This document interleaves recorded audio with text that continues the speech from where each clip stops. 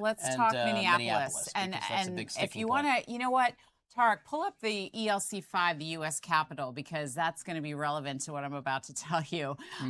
Today is Wednesday, and basically what's happening in Minneapolis, the unrest that's been happening there for the last couple of weeks between anti-ICE protesters and federal officers, and we had 2 people who were shot and killed by federal officers, is now spilling over into the U.S. Capitol. And here's why.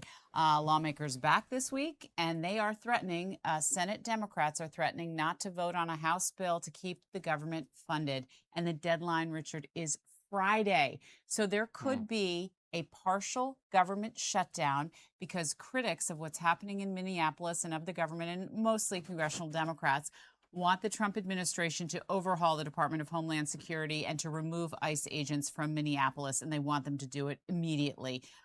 President Trump, feeling the pressure from the criticism, did have a phone call this week with the governor of Minneapolis and with the mayor of Minneapolis, both of whom have been openly critical of what's happening in their city, in Minneapolis, and wanting to be more involved in the investigation into the death of Alex Preddy and the death of Renee Good and what happened, as we've all seen by now many, many times. And there are also calls for the head of Homeland Security, the Secretary, Kristi Noem, to either resign or be impeached. They want a head to roll. Do you think that would happen? So he took out Bavino, right? And he replaced him with the border czar, Tom Honan. You know, also a tough guy, but maybe better liked. And then he said that he would de-escalate. That's right. But even today, is it enough? Even today, President Trump got back on Truth Social and posted a threat to Mayor Fry, who's the mayor of Minneapolis, saying, listen, if you're not going to work with us, because Mayor Fry had said we will never allow federal immigration enforcement in our city, and President Trump, who had spoken with him in a friendly way this week,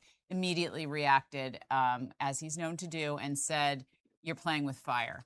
So there's a lot of unrest, a lot of tensions, and there's a vigil in Washington, D.C. tonight. There's going to be one in New York City tomorrow night, all for the memory of Alex Preddy, and there's some new videos surfacing tonight too, because this wasn't the first time that Alex Preddy, who's been a demonstrator in the past, has had an interaction with ICE.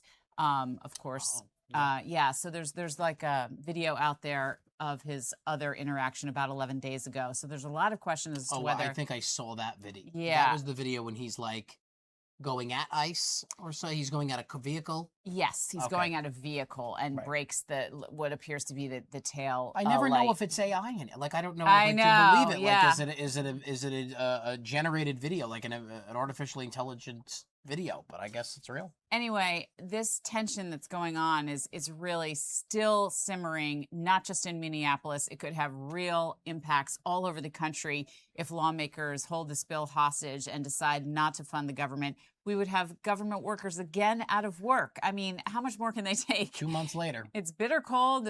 Another storm's coming. It may not hit our area, but it might hit the D.C. area. Do you think that this happens? Do you really foresee this happening again? Because this is a major sticking point right now. Yeah. That's it's scary that is what is controlling the government right now. They're trying to separate out funding for Homeland Security from this bill, but it's already been passed. It would have to go back to the drawing board and start renegotiating a whole new deal again. I don't think that's happening. Republicans still have a slim majority, so we'll see. Yeah. It's odd because when you think about it, people are probably saying to themselves, at least the American people, because this is who it affects. Yeah. They say, well, you're taking us again and you're going to put us in this predicament again. Yeah. Where we don't know if we're going to be able to get to certain destinations. You know, remember with the air traffic controllers, I was talking about it with Ashley Koenig from Rutgers about, the implications of that to the public, and nobody ends up looking good, no matter what you say, No. And not Republicans, not Democrats, not the administration, not the protesters. Nobody ends up looking good. American voters just want people to settle down and do their jobs, I think, overall, on both sides of this issue. We always say the government works for us. Yep. So, why you can't get it together? Yeah. And then you wonder, will the Democrats bend? Will the Republicans bend? But this is a big issue now. Do you see any change going on here? Do you think, Sharon, that there'll be some de-escalation there in Minneapolis? Well, so there's a vigil in Minneapolis, and Governor Walz actually went and paid a visit there today, and we have some pictures of that. And as I said, both the mayor and the governor of Minneapolis spoke by phone with President Trump, and border czar Homan was in Minneapolis yesterday. He had a meeting with the mayor. So the hope is, with Bovino gone, that they'll be able to maybe de-escalate a little, and I'm using President Trump's words yesterday. Maybe they will move some of these agents out. Some have already been moved out, but maybe some more, enough to calm things down a bit there. We just don't know, because like you said, when Governor Wolves went on and said, yes, I don't even want to talk about it, because the president did seem like he was changing his tone a bit, and reneging on keeping ICE in full force there. Yeah. But then then the president comes out today and he's like, well, actually not so. We're not going to pull out completely there. Yes. We're going to keep our agents there. And you just wonder, like, it's nerve-wracking, I'm sure, for the people there, and that's why there's such an outcry.